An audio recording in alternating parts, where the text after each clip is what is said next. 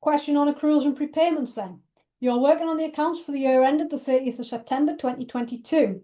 You are told that the rent expense account had an opening accrual of £75. The bank summary shows payments of rent expenses during the year of £1,200. On the 3rd of December 2022, a rent invoice is received for the quarter ended the 30th of November 2022 for £300.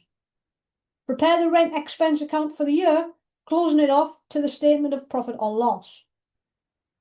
So the very first thing we're going to do here is draw out our T account in relation to our rent expense.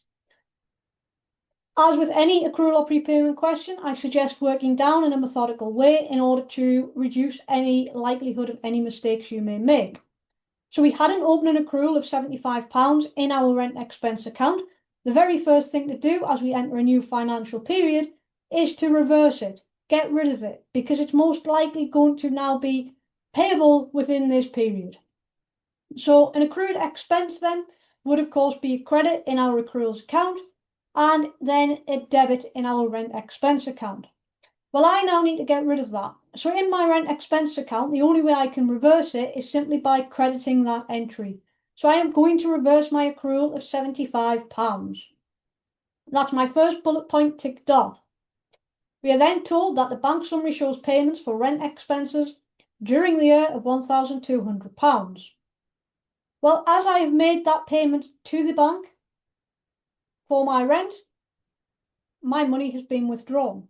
My bank account is going to become less, and therefore in my bank T account, it will be a credit.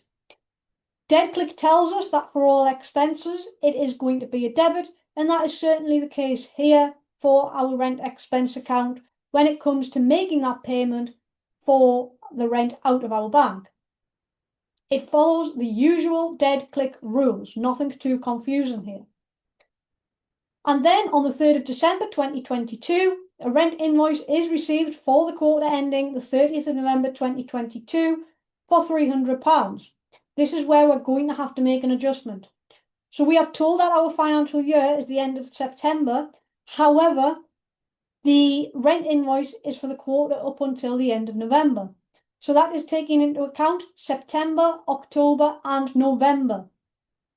Well, we're only interested in September because that was the only month in which that expense related to, which we hadn't yet paid.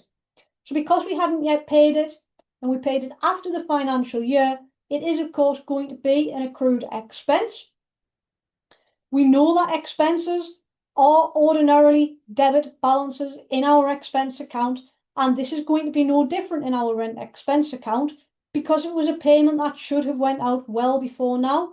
So we can debit our rent expense account with £100 in relation to our rent for the previous year. We then total up both our debit and credit columns as we usually would, giving us balances of £1,300 in both. However, at the moment, my credit side only shows £75. So what I must do now is find my balancing figure, which is going to be £1,225, which is going to then be transferred across to my profit or loss statement, because we know that all expenses need to be deducted from our gross profit in order to arrive at our net profit figure.